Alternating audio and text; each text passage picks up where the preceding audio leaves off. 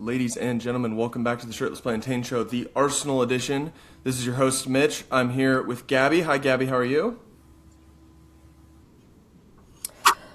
I'm happy to be here because we have our day in the sun.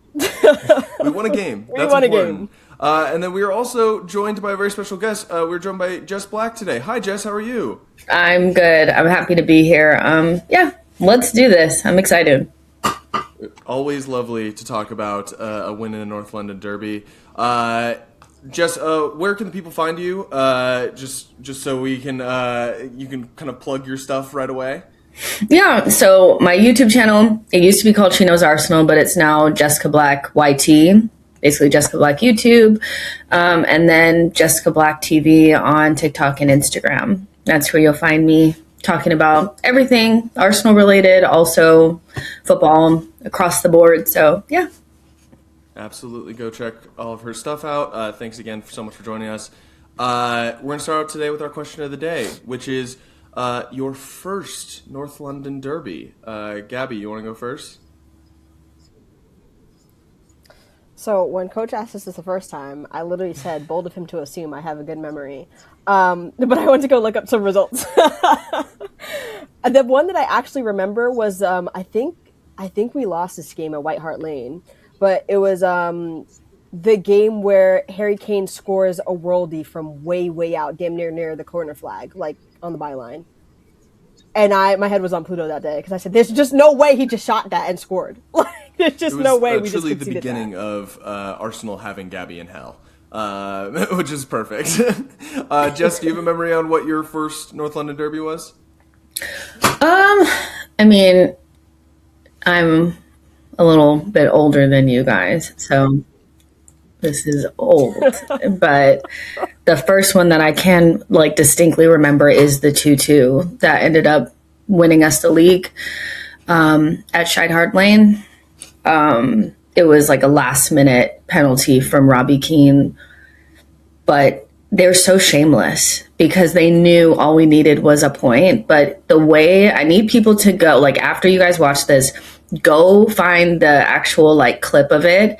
This is the most shameless club. We're about to win the league at your spot. Why are you celebrating like that? You actually need to pick that ball up out of your goal and try to go score. But it was last minute. They celebrated like they won the World Cup, but we won the league at their spot. So that's the one I can remember the most and most clearly from back then. It's actually so funny that you picked that one because I literally just watched the clip of Thierry Henry talking about it yesterday. I literally just watched it yesterday. He was like, "Do they know that we won the league?" They're pathetic.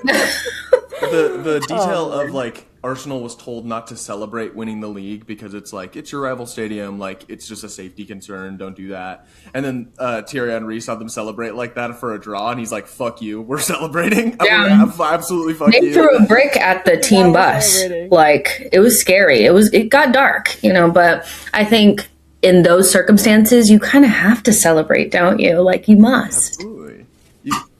You've absolutely got it. My answer to this question also does not benefit from the fact that I am both young and have a bad memory for the early days when I was watching Arsenal.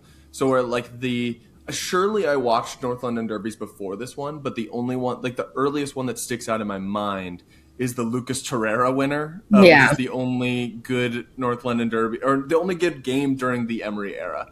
Was the Lucas Torreira game in the North London derby, because I know where I was watching that game, and I can't say that for any earlier North London derby. All right, guys, let's get into the show. Just a reminder for you all, we appreciate you all listening. Just a reminder to share, and subscribe to the podcast. We thank you so much. And let's get into the lineup. The lineup was a pretty typical what you'd expect from most players healthy. I think the biggest talking points were EZE started in kind of Odegaard's spot, and Hincapié started over Calafiori. Gabby, what did you make of the starting 11? I was not surprised by it at all, but I was annoyed by it, if that makes sense. I did think Timber needed to sit in this game. I thought Spurs were so shit we didn't need Timber in this game. Genuinely. I was like, I don't know if Ben White's available, but play him. And if Ben White's not available, play Mascara because Timber needs to sit for a little bit. He looks fatigued mentally. Absolutely. Jess, did you have any thoughts on the lineup when it came out? It's a weird one because I think a lot of people were like, okay, let's not go in with the runners front three. We had Saka back in his normal spot, but I think a lot of people were happy with Trossard starting, but then he proceeded to have the disaster class of all disaster classes. It's so weird with whoever plays that left wing. It just feels like we're just hoping anyone can just do a decent job. But I thought the lineup was fine. I think I share, Gabby's sentiments about Timber. It's just pull him out of the fire. Save him from himself, and seeing the way that Mascara played, it's like, why has that not been an option for us earlier, not been utilized? So I think the lineup was more or less what I was expecting.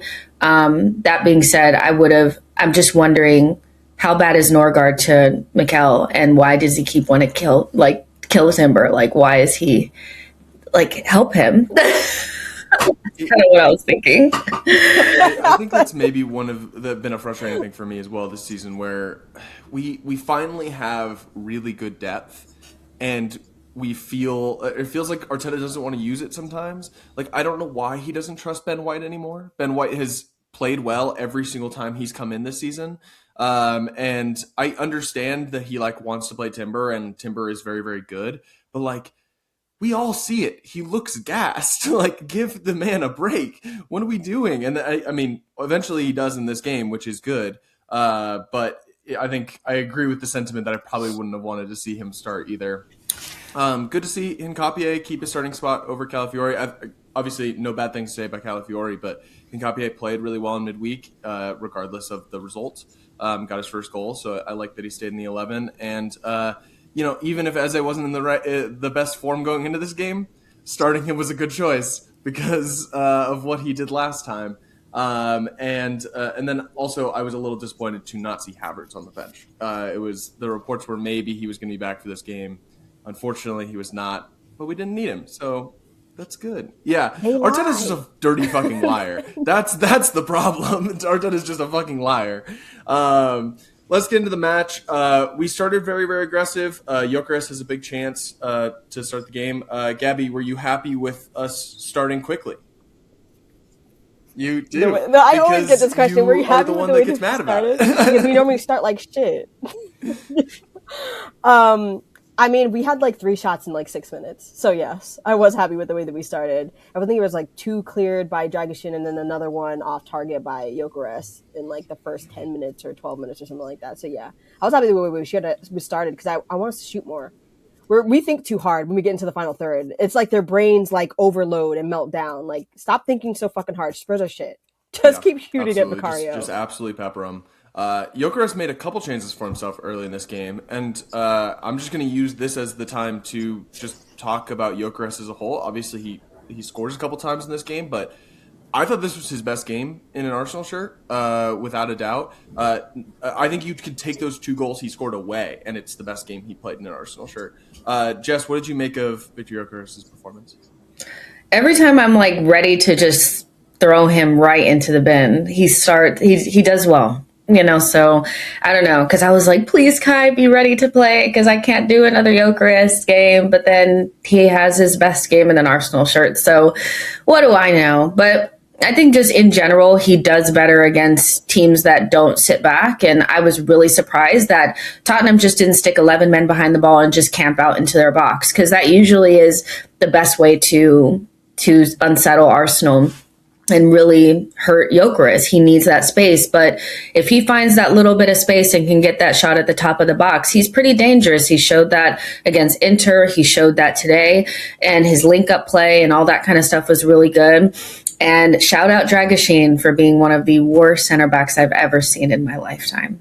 I mean, he is so bad. And Gyokeres bullied him. He ate him up. So, yeah, I think Gyokeres... He's stepping up at the right time.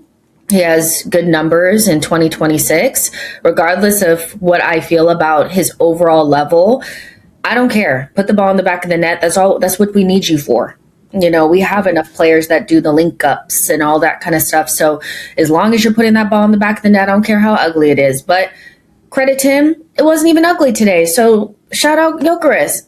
Hopefully the two players in particular that we bought to support the attack and to maybe upgrade us in certain ways are finding form at the perfect time. And so, yeah, shout out to Gyokeres. He did good.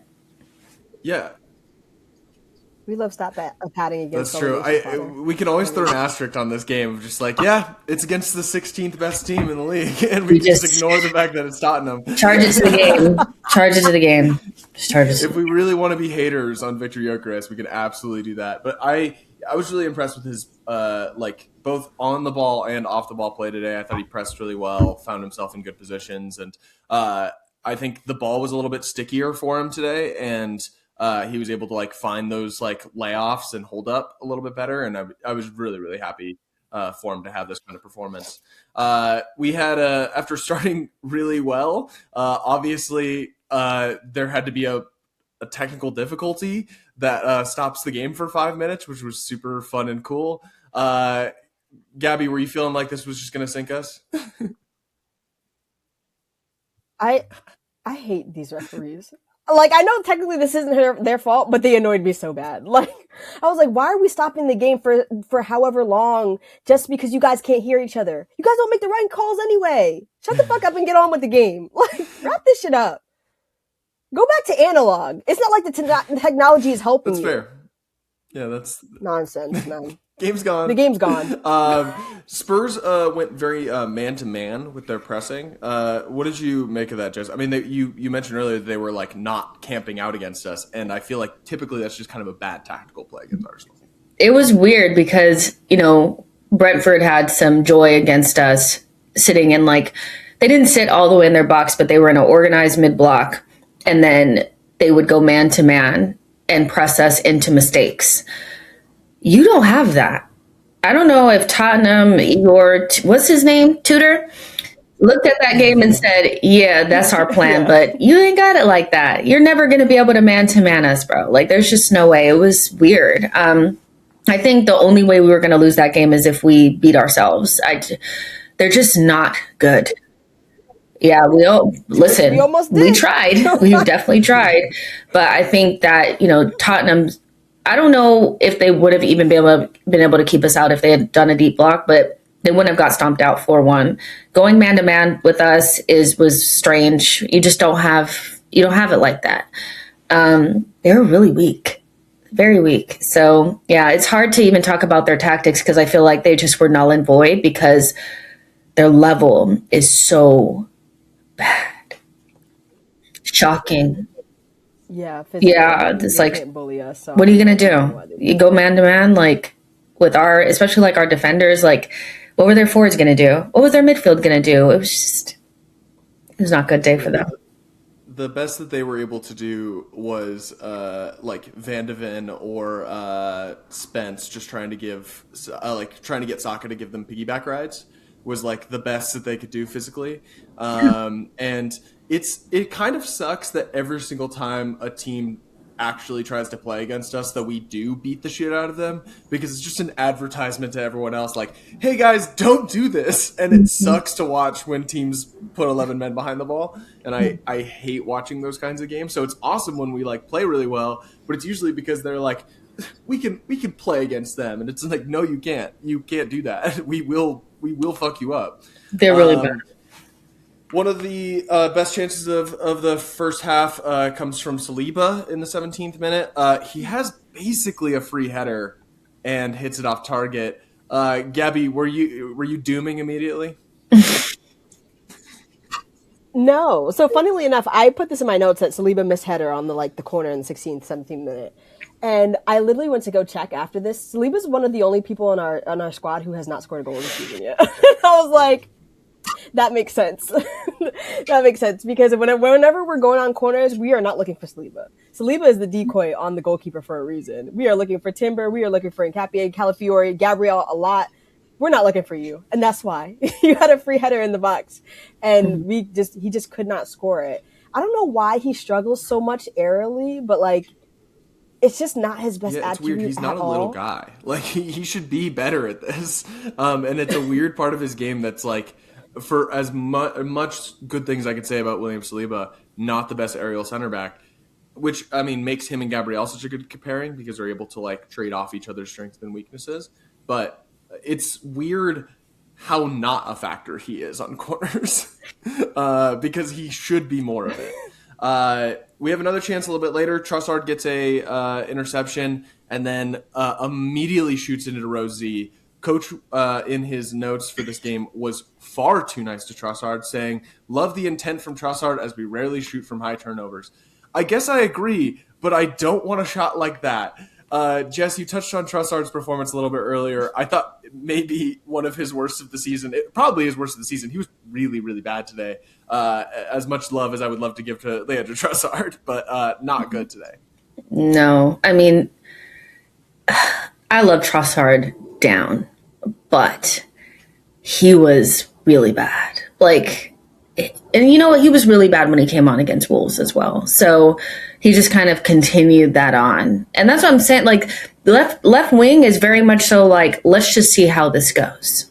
We don't ever know how left wing is about to go. Whoever plays, it's like, well, we should have started the other one. It's like they're both got their issues. But Trossard, he's been really off the boil for a minute now. That purple patch has fully unpatched at this point. There ain't no patch. There's no patch. The patch is gone. So he is stinking up the place, and it just is what it is. I think with Trossard, because he's so used to scoring goals for us, he's almost like now playing against us because he doesn't take like the simple option to just like pass it to somebody else when he can, taking bad shots. That shot was rank, but also overall, like you were alluding to, Arsenal are not good at capitalizing on those high turnovers. What is the point of having this high turnover machine that Arteta's created throughout the system if these players get nosebleeds when they get into the box? They just, as soon as they get up there, it's like somebody slapped them and they're like, where am I? What's going on? You know where the goal is. Like, where the goal is. Like, I've never seen anything like it. So yeah, Trossard, it smelled. It did. In the next game, people will be like, well, you should just start Martinelli. And then he'll stink. And then it's the cycle. It's the circle of life. The answer is never to start Martinelli. That is never the answer. Whatever the question is, that is never the answer. Let's relax on my Champions League hero, Gabriel Martinelli. Come on now. What are we doing? Jess, the phrase that you said of when we get the ball in a high turnover, we immediately get a nosebleed is going to just be DVDing around my head for a little bit. Yeah. All of a sudden, think about like against Brentford. High turnover. Odegaard passed it to Rice. Rice is just kicking in the back of the net. Why are you passing it off, man? Like, what's happening? But this is not new. This is not new. This is definitely an Arsenal thing. High turnovers, we create a lot of chances from it, but you can probably name on like a single hand how many times we've actually capitalized on it. So, yeah, but Trossard smelled like garbage. The game was got a little bit scrappy, which I think suited Tottenham a little bit. And I was getting a little nervous just because of how sloppy we were. How were you feeling about that, Gabby? This fucking club and its sloppiness is so, like, I don't know why they get anxious sometimes, especially when we start to find momentum and taking shots. Like, when we start to turn the screw a little bit, that's when we get the sloppiest for some reason. It's like we're so anxious for a goal that all of a sudden we don't know how to string a couple passes together. Where are the real men on the pitch? Like, get it together. Where are the adults? Like, it's just too much chaos, way too much chaos. And not like organized chaos, like where you like I felt like in the first North London derby this season, that was organized chaos. We were doing a lot of running around, but it was intentional and like taking shots off at Vicario, trying to get that goal. But this game at I almost called it like White Hart Lane, even though it's not White Hart Lane. The Tottenham Stadium. Tottenham Stadium? This game at the Toilet Bowl was just nonsense. It was just nonsense. Like, genuinely, I went into this game thinking we were going to win, but it was going to be suffering. And they made it even more suffering than I thought it was going to be. Like, everybody calm the fuck down. Like, everybody calm the fuck down. I don't know why we can't seem to, like, just one person say, like, relax. Let's string a couple passes together. Let's get back into their box, because we were having a lot of play into their box. We had like 20 touches in their box in like that first half. But for some reason, when we get to the middle of the pitch, like the middle third was just a wasteland. Like, genuinely, just too much running up and down, trying to like catch like and stray passes consistently from our back line. Consistently. Zubamendi, Declan Rice, and who was the third person in midfield? Eze. Like, multiple times in that midfield, we're passing out from our back line and we overhit or underhit the pass to them, or you pass straight to another opponent. What the fuck is that? They can't. Like, relax. Sorry, Jess, go ahead. They can't relax. They're shook ones right now. They need to ride through this whatever period. They need to just ride through it, because you can just tell when your main guys that you're used to, like we've been talking, like basically up until January, that the Gabriels and Rice and Reyes were the guys, they really wanted it. They want it so much. The rest of the team needs to get up to their speed. They caught the shook. They've caught it as well, you know, so, and I've never seen a worse team than Arsenal when they go a goal up. It's just something about going a goal up. I don't know if it's like, they don't know if they should push for another or try to sit in their shape. And what ends up happening is, I don't know if we're defensively solid enough at this stage of the season. I don't know if it's through lack of fitness or whatever, to sit in our shape and be locked in enough not to concede. So it just feels as though they're just not locked in. And you saw it even after we scored the second goal, that immediately Tottenham are on the attack. And of course they're going to be, but it's not controlled by us. We used to control teams while they were in possession. We were in control. They were fully in control. And if the referee had not been generous to us, it would have been 2-2. So not quite sure how you fix that, but I think in the stage that we're in right now, it's almost better for us to continue to attack, because us trying to sit into our shape and trying to allow try to keep them from scoring isn't working, because they're not on it like they usually would be. They're losing runners. They're making mistakes clearing out the ball. They're crashing into each other. It's dark. Just keep trying to score, baby. You just have to keep doing that. That's offense. The mental fatigue is fully set into this team right now, and we are not even in March yet. We have a long ways to go, so they need to snap out of it. One of my biggest criticisms of how we've played recently is, I think we're too easily being drawn into the muck. Like, teams want to play ugly against us, and we are willing to join them. And I think we should play above it. I think that's easier said than done when a team is playing like a gross game, especially in like the game midweek when we were like playing a team that had 11 men behind the ball. It's hard to not get drawn into that kind of game.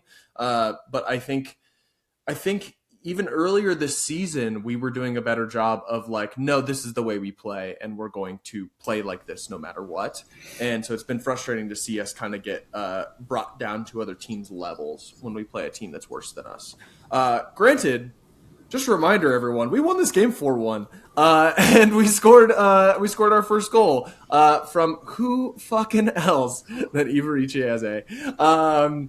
Saka with a great little run to get by his man, sets the ball over to Eze, who kind of mishits it and then hits a nice little volley.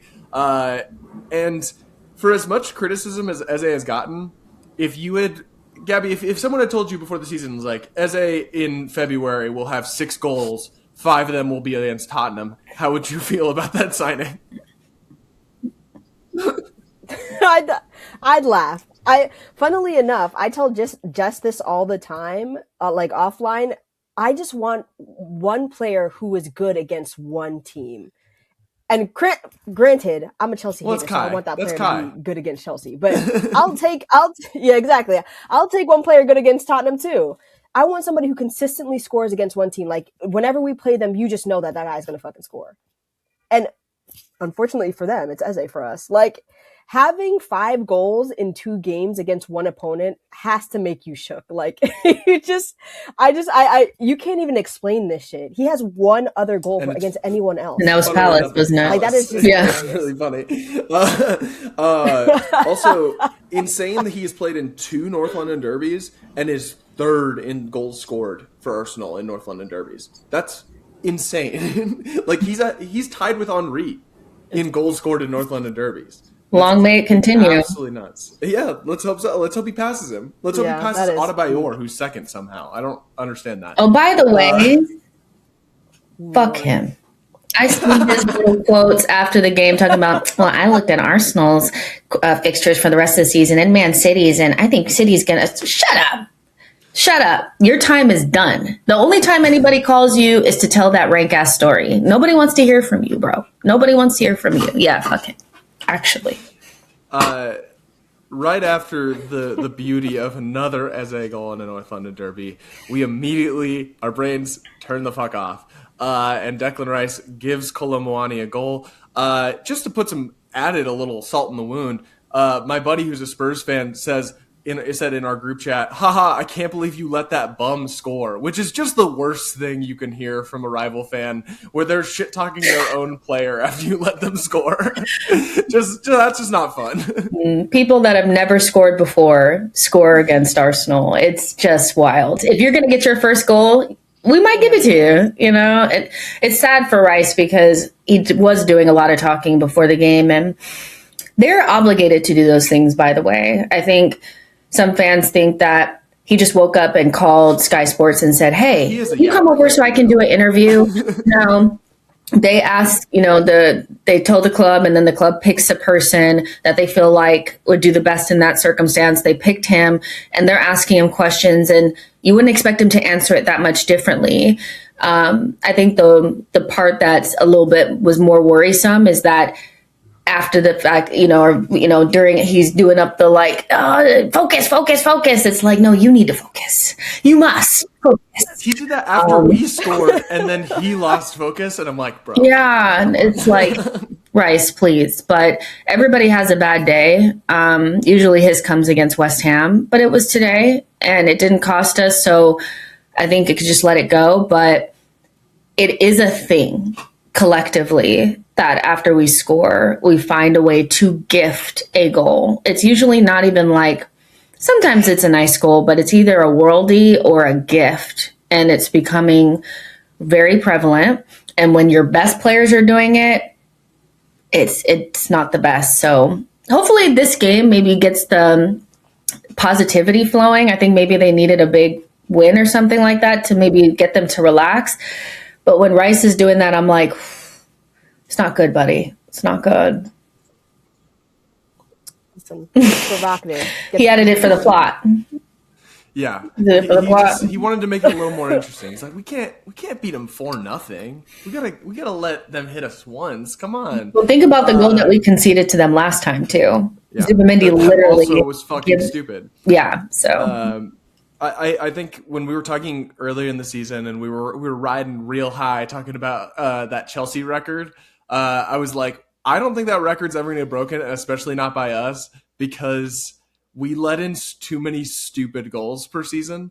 First shots on target, worldies nonsense. 0.06 just a random XG gift chances. or a banger from halfway. We let in 7 of those a season, and then that's half the Chelsea goal record. We're not gonna fucking ever break that. But yes, 1-1 after Kolo Muani scores. We get a couple good chances to end the half, but the half ends 1-1. Gabby, how are you feeling going into halftime? Bad, I'm assuming. I was annoyed that we conceded, and I already wanted to see some changes, but I know Arteta still wasn't going to see that. I was just like, just win. I don't really care how you do it at this point. Performance doesn't matter in the Prem right now. It's just suffering in the Prem until it's over. I get my joy in cup competitions. Just win. That's all I care about. I've fucking hated watching the Premier League. I've hated watching us in the Premier League. I hate how teams play against us. And I love how the narrative goes to us. It's like boring Arsenal. It's like teams don't play against us. What are we supposed to fucking do? Jess, how are you feeling going into the half with 1-1? Here they go again. Here they go again. They're just, I'm not going to lie. They have to earn the trust back with me because I'm traumatized. This last 2 seasons has been just score and then concede a silly goal, score and then do something weird and the late goals were scaring me too. So the game was always in our hands, and Tottenham are a terrible team and we're much better than them. So we should be winning. But in the state that we've been in recently, I kind of get the feeling that we could drop points to anyone, even Tottenham, so it didn't feel good. It didn't, it really didn't. So, and even after we went ahead, I still was like, well, let me wait 10 minutes to see if they're going to give it up. So I'm just, I'm not going to sit here and be like, I believed 100%. Oh my God.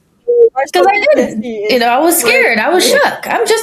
I'm shivering me timbers too, So, yeah, it wasn't good. Halftime, it got a little dark. I'm not gonna lie, it did. I mean, it also doesn't help that any and all narratives about Arsenal is whatever happened last game, and what happened last game is we gave up a 2-goal lead to the worst team in the league. So, any us being even or us having any lead, even when we were up 3-1 late in this game, the commentators were like, they let up a 2-goal lead at the Molyneux this week, so anything could happen. And I'm like, shut the fuck up. Listen, I know you're doing your job. I don't know how the commentators are in England, but I turn that shit off because they're fucking annoying. I'm like running narratives when the game isn't even over yet. We're at halftime. You guys gotta relax. The moment Peacock rolls out that feature that they were talking about of you could mute commentary but just have crowd noise will be the greatest day of my fucking life. Oh my God. I will never watch soccer the same again. It's going to be the fucking best. I'm so pumped. Second half starts shortly after. Victor fucking Gyokeres gets on the scoreboard. Fucking sick goal from Vic. What'd you think, Gabby?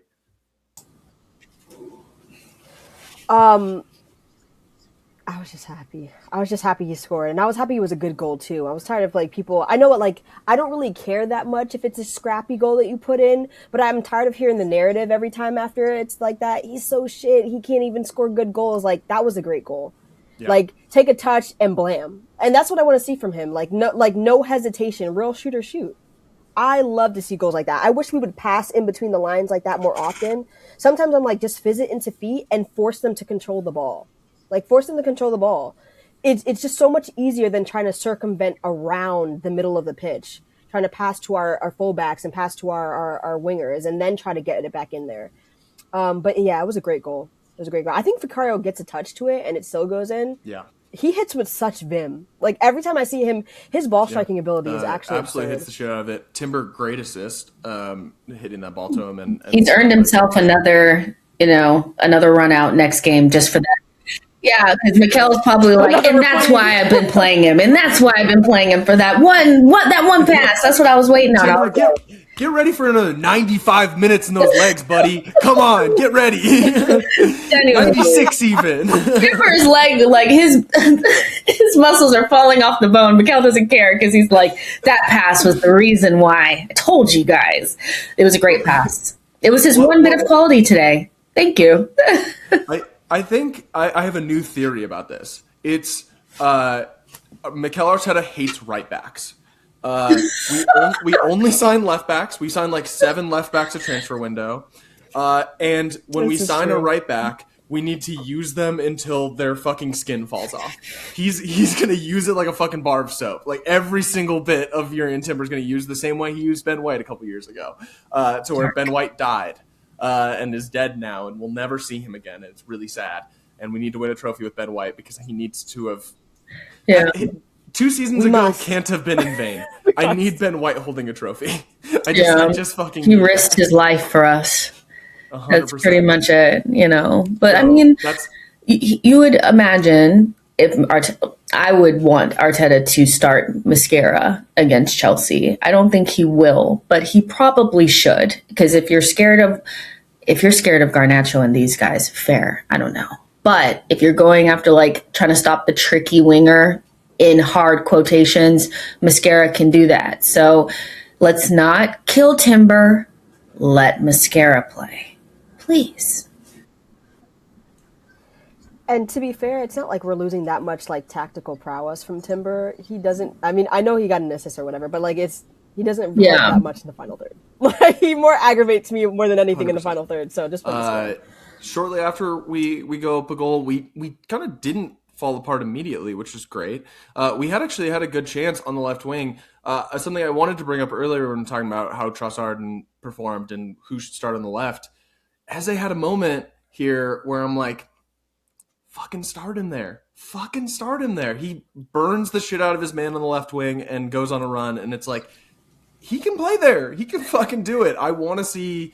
I would love to see Eze start on the left wing against Chelsea. Have Odegaard back in his normal spot and start Eze on the left. Yeah, because you just know that when we get up against a more organized team, not like Chelsea is the best defensive team, but most teams do figure out how to be organized against us. Eze's not going to have that space. It's going to be a different thing. And so I agree with you. I don't know why Arteta does not lean into Eze's ability to just delete defenders. He can do it. He deleted whoever that was on that side. They were irrelevant because Eze just went whoop, like he was never there before. Mm-hmm. And I just don't understand why he doesn't lean into it a little bit more. It feels strange. It's giving... I just think he overrates like... Well, I was going to say, I just think he overrates like defensive ability. I think he overrates it, and I think he does it specifically on that left-hand side. He always thinks that the left-hand side needs You're playing in copy at left back, whoever's there. It could be Miles Lewis-Skelly. Yeah, exactly. I didn't say you got Rice on that side too. I mean, how much more defensive can you get? Yeah. So, but yeah, Eze should be there. At least going forward, Eze is kind of like the perfect middle ground between Trossard and Martinelli. Of like, he has the technical ability that Trossard has, but it also has like not pace that is Martinelli-esque, but more pace than Trossard has, to where like on that play beats his man and is able to get by him and create an opportunity on a breakaway, which is not something that like, as much as I love Trossard, he's not like a big space player, which is fine. It's just not his thing. It's great when we're playing against low blocks all the time. But he's not going to like beat his man in a 30-yard sprint, which is, he's just not that kind of player. So we didn't shit the bed right away. We tried to shit the bed a little bit later. And Gabby, I'm going after your man for a second here. Gabriel got fucking lucky. He's a lucky fucking bitch. Oh my God. How do you not fucking learn from what happened against Newcastle? That he did the same fucking bullshit and like fell as soon as he felt hands on his back, and we got scored on against Newcastle doing the same fucking thing, and then he does it today and gets fucking lucky that a foul is called. Because if a foul's not called on the field, VAR is not overturning that. He makes so much of that fucking play. It's honestly embarrassing for a center back like him to go down like that. It is truly fucking embarrassing. Stay on your goddamn feet, win a fucking header. What are we doing? That vitriol that you had, I would just like to hear you say that one time about Martinelli, but I'll stay on topic. Gabriel definitely did get lucky today. I do think it frustrates me that, like, when I watched it the first time, like when I was watching it in real time, I was like, oh, that's going to get called as a foul because of the theatrics of him going down. Like, I already knew it was going to get called as a foul because you could see in the pause and play between them trying to clear the ball and then trying to get another shot away. I was like, I think the referee's thinking about it. He's like, nah. Like, nah, sorry, that's not.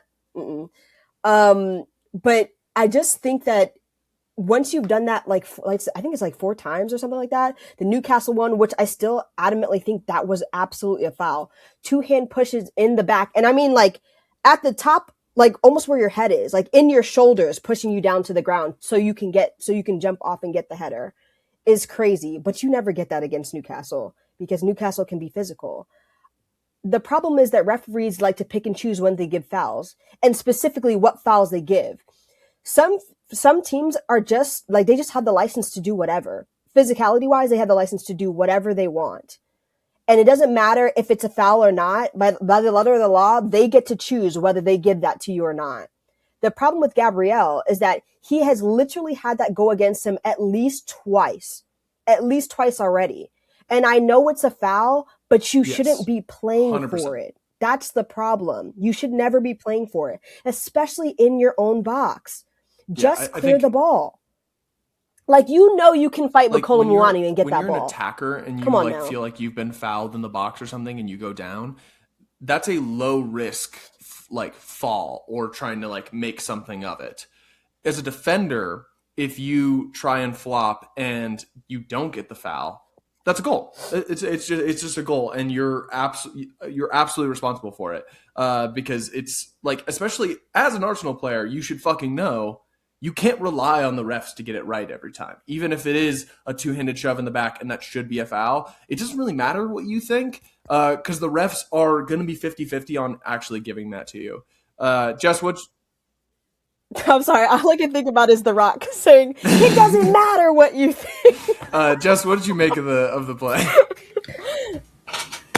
I mean, what are we doing? What are we doing?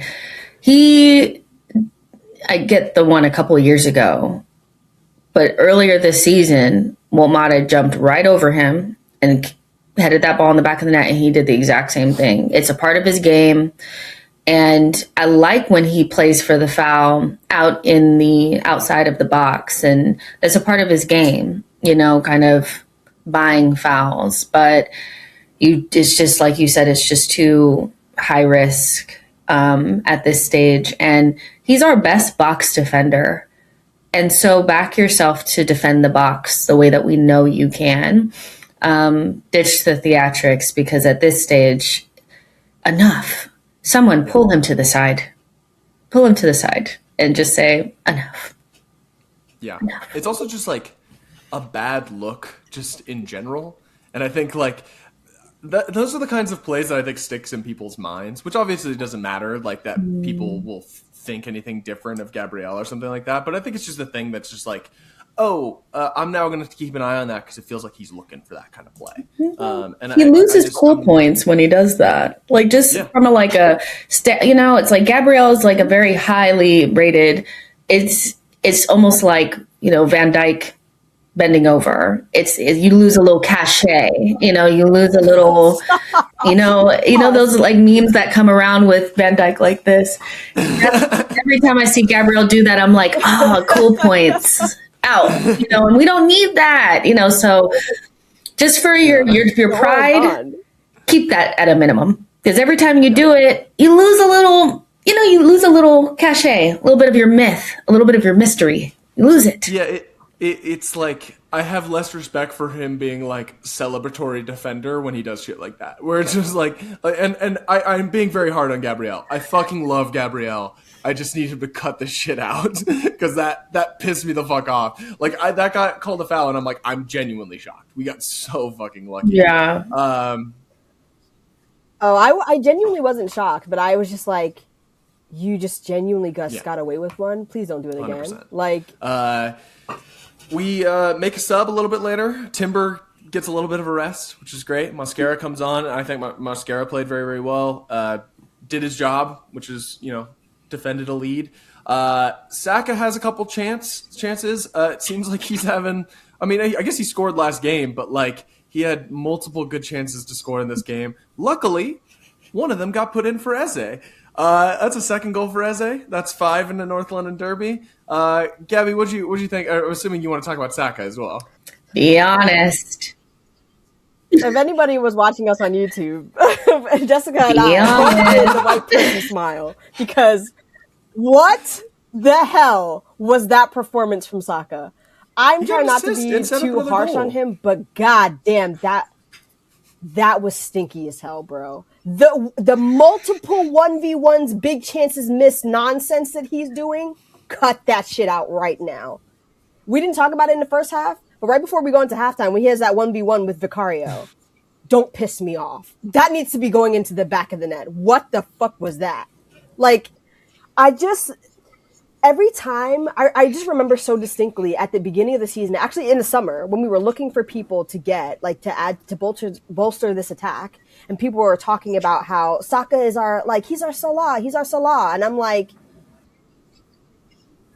I mean, he could be, but he hasn't shown me anything that he will be. And this whole entire season where he has, and granted, injuries have taken a part in that, fatigue has taken a part in that, sure, fair enough. But, like, every time he has a chance on goal, he scuffs it, or he's fucking around, or he takes an extra touch when he shouldn't, or he makes the wrong decision. I cannot understand. His goal scoring ability has completely been zapped this season. He needs to figure it out now, because that is the thing that we are missing the most this season. That 16 goal a season Saka, that's what we're missing this season. We would be out of sight if Saka had put in some of the chances that he had gotten this season into the back of the net. I agree. The Arsenal put up the like every goal that Saka has scored for Arsenal so far after he signed his new contract, and I watched that and it was like, oh, he was a little bit more decisive the last like a couple years ago. A friend of mine texted me during the game like, feel like Saka is passing when he should shoot and shooting when he should pass. And it's a little bit frustrating. Correct. When he's like he used to. Granted, I think defenders respect him more where they're not giving him space on the edge of the box to like cut in on his left to take that shot on the edge of the 18 that he's very, very good at. But I still think like there's a couple chances where it's like, dude, you could take the shot. You could have that. And then sometimes he has those opportunities and doesn't hit it correctly. Jess, what do you make of how Saka played today? I mean, I feel like because he gets the assist for Eze's goal, the first one, there's always like a little bit of GA that you can always look at and be like, well, see, that's why he had a good performance. But I just think Saka is, one, a little cooked and has lost a little bit of pace. He's lost a little bit of his, just lost a little bit. He's not as quick and as agile as he was before. And he's not a natural goal scorer, and we have him in a position where he's bearing the burden of being a goal scorer. Like, the thing about Eze is like he can create, but Eze is a natural goal scorer. You can tell just by the way that the ball just goes, it just flies into the back of the net. It just does. Like, even when he's not at his most confident, he kicks the ball in the back of the net. I think we just need to pair Saka with natural goal scorers and allow him to be the creator that he is. Because when you're fighting up against like, this is not my natural thing, when you lose the confidence and you lose the physicality, it's become so obvious that that's not your thing. And that doesn't mean Saka's not amazing. We know he's great, but I just feel like we're trying to force him, and even maybe himself a little bit, into a role that doesn't suit him. Now, it's difficult when you have certain players that are meant to be goal scorers that are not doing their job. That puts more pressure on Saka. But today, it's like, what happened to you roofing the ball in with your right? How many times are you going to kick it to the goalkeeper? It's just, he had so many, is so weak, and he's not weak. So yeah, I think we'll see what happens with Saka, because he's still one of our most important players, but I worry about what he looks like post this injury that he had, because he just looks cooked. That's all I really thought the whole game. I just thought, man's cooked. I think Dean said something to me earlier in the season that kind of changed my perception on Saka a little bit, where like I had these kind of Salah expectations for him of like how he would be as a goal scorer. And Dean was like, well, I think he's more Di Maria, and like he's a wide creator. And I think that has helped my perception of him a little bit. Granted, I agree. I think he can do more. And like the injuries, I think have really fucked up his rhythm this season and last season.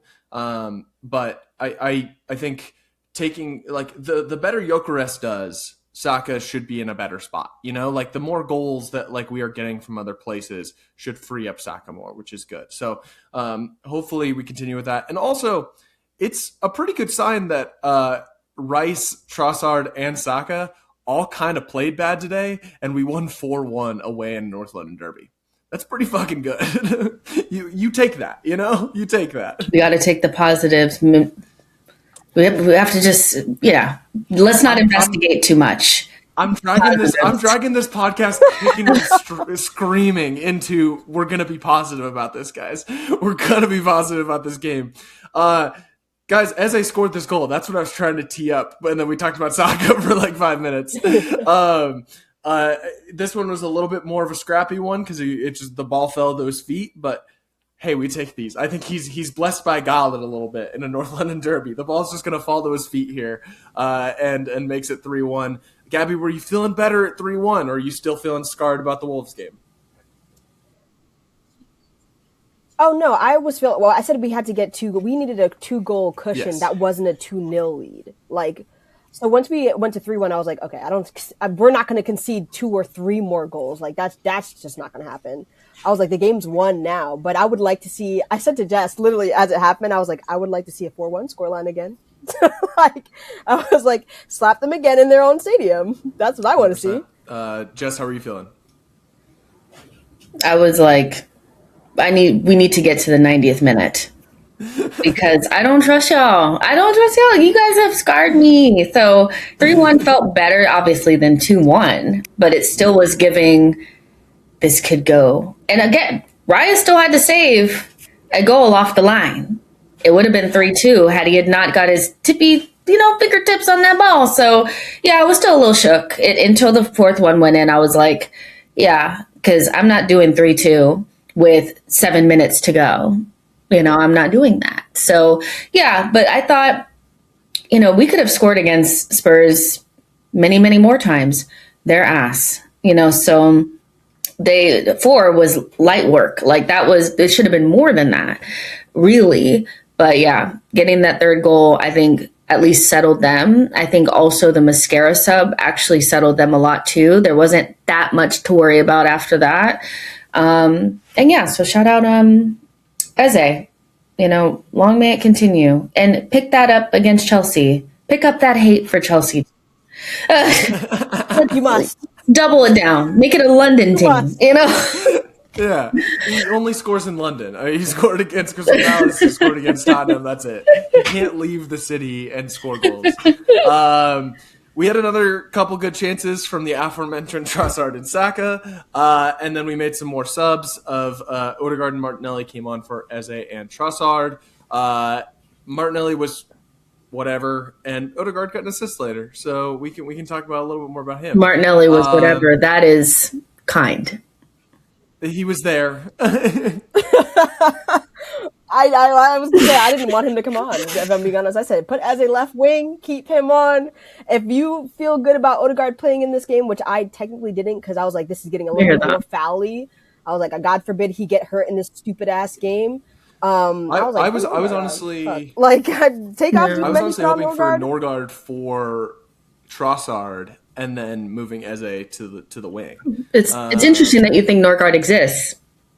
I do. That's my guy. The best signing. Does he exist genuinely? He was not even an option. He's the season's NFT signing. There's an agenda against my Arteta boy. thinks he's a League 2 scrub. Like, he trusted El Neni more. It's dark. Norgard, will you get a medal if we do win? He must. Arteta, I will rush Premier League you appearances right now. So he just needs to come on one more time in the Premier League to get Arteta, please. Please. Please. I will jail him myself if he does not. That's my dog, Christian Norgard. We're getting you a medal, dude. We're getting you a fucking medal. Can somebody in the presser just say, "Do you hate him?" Same with Ben White. What's your beef? Genuinely, what's your beef? Fucking beef, man. I think overarchingly Arsenal played well today, and if we finished a couple more chances, we'd be talking about just an absolute fucking rout. We won 4-1. It could have been 7-1. It could have been an embarrassment. It could have been a relegate Tottenham now kind of game. No. And instead it was just 8-2 aggregate on the season, No. Mascara played very, very well after he came on. You mentioned it earlier, Jess. This Raya save was something fucking else. Rice tried to give Tottenham another goal. Lord. Again, not his best game. Clear the ball. David Raya, oh my Yeah. God. Well, let me ask this though, like just really quick. Do you guys think the team meeting worked then? Like if you take away the Rice fuck up, it was a good performance. Like it really was. So did that team meeting help? Because I'm thinking you had a team meeting after United, you kind of started to play a little bit better, but because I'm just wondering, like, I feel like beyond the fact that it was a North London derby and maybe they didn't start the best, or they made some mistakes after they scored, that was a better performance. So maybe it worked. Will we only know after Chelsea? Like, I do think it was a perfect storm for this game, because we dropped points in the last game, which to an opponent we should never be dropping points to. And we also have not been on a great like run of form. I know like people are like, oh well, we've won this many games. We haven't lost since that United game. We hadn't lost like at all, and we hadn't lost since August or whatever. So there's no need for like team meetings. They just need to lock in. But I was like, I genuinely think they just need to like get all the like antsiness out in the locker room and say like, I know they're however many points behind us. I know we dropped points to this person or that person, but like we are still in a good position. It is still in our hands. I saw a tweet today that was like, if City win all the rest of their games, they win the league. And I was like, and what happens if Arsenal win the rest of the games, dumbass? Like, what are we talking about? We're still above them. Like, the league is not over until it's over. Like, relax. Personally, I wanted the game at the Etihad not to matter, but you guys are making it matter. So, like, hey, just we take it one game at a time. Just relax and take it one game at a time. You are still better than 20. How many teams are in the league? 20 something. Yeah, and City drew there. Like, I mean, they did draw at this place. So, as bad as Tottenham is, I would say that I made fun of the team meeting and thought it was corny, but maybe it worked for everybody but the guy that called it. Yeah. Yeah. Everyone else locked in, and Rice is like, I did a great job, and just sat back. And decided to turn his brain off for the game. Gosh. I think the question has to be asked: does Declan Rice need to go back to being ugly to be good again? Do we need to get his face off of buses and billboards? No, my guy just had his stinker of the season, and I just think, as harsh as I feel like I know I've been, I cannot imagine being in the scenario that they're in. They're trying to break a 20-something-year-old curse, essentially, and up against a team that it just feels like when they get into this stage of the season that everything goes their way.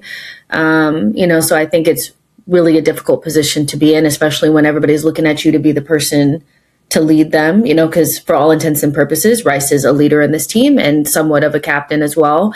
So I try to give them a little bit of leeway with that, but they have to ride through this and stick together because, another game like Wolves and it's curtains, so I'm happy that they were at least able to lift their performance. And that was Gyokeres' best performance in an Arsenal shirt. It was. And it was after such a bad performance. So I'm trying to gather positives, guys. I need to believe that this is turning around. Yeah, I think like in general, I mean, we know how good Arsenal is. We know how good this team is. But like the Premier League season is fucking grueling. Playing every team away and home like is fucking tough. And I think it's something Gabby has talked about before of like us being a prestige club makes it harder for us. People, like other teams, don't care as much when they're playing City as they do against us. There's a more of a prestige for Arsenal that I think like exists where teams care more in a game like this. Obviously, we're talking about the North London Derby day. Tottenham are always going to give a shit about this game, but I think like a team like Wolves is going to like care a little bit more about getting a point on us than they do about like really giving a shit in a game against City, and I think there's like a mental thing of like, oh, it's everyone's kind of rooting for Arsenal to get second again because the joke is on us, the second again, ole ole. There's talk of like, oh, is that getting to the players? And I don't think so. But like it's a grueling thing to try like keep getting second and just like you have to reset I think I wrote about this like a year or two ago, where it like feels like, all right, well, we lost it and now we have to start from zero again.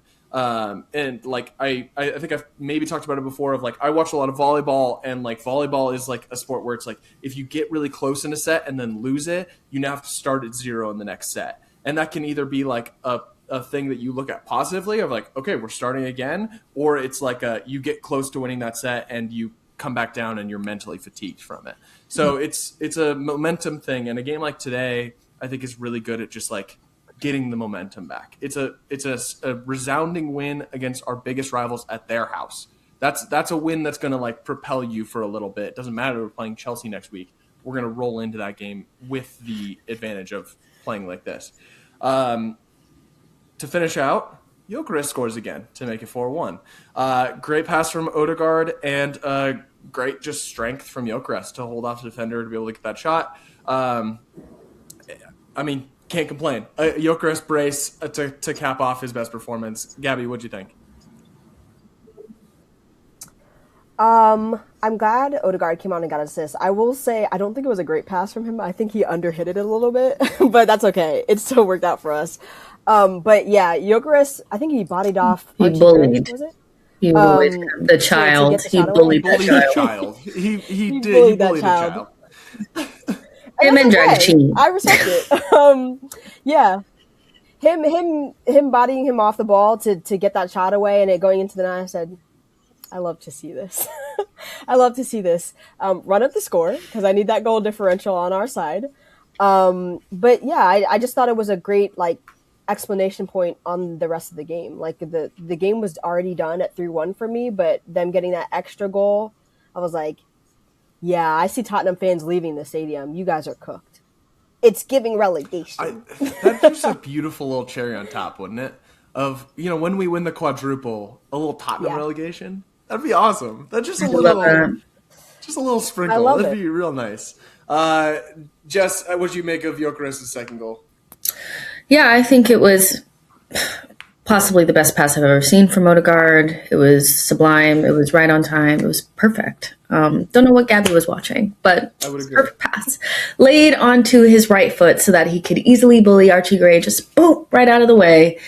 And then kick the ball in the back of the net. I loved it. But I think I just need Gyokeres to feel himself for these next 10 games. And if Archie Gray needs to die for that to happen. not physically.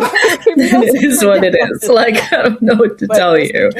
But yeah, I think it was just, it's nice to get easy goals. I feel like some of our goals feel like brain surgery at times, like where it has to be just so intricate.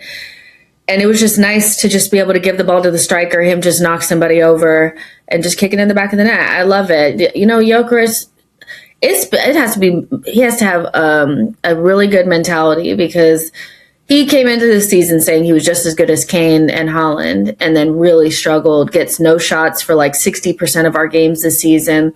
So I'm glad to see he's still kicking, because many a person would have collapsed by now and crumbled. So yeah, but that goal, run up, like you said, run up the goal differential. We need that. God forbid it comes down to that. God, yeah, it was a good his goal. blood has been spilt at the altar. What a fucking way to end this. Jess, remind the people where people can find you. So Jessica Black YT on YouTube, and then Jessica Black TV on TikTok and Instagram. Thank you again and so Twitter, much for joining us. And Twitter, I think. Gabby, thank you as always. You guys, well, I guess you don't all know what to say because Jess is your first time here. Say peace to the people. I gotta say peace to the people? You gotta say peace to the people. Oh, peace to the people. Peace. Bye, y'all. Peace.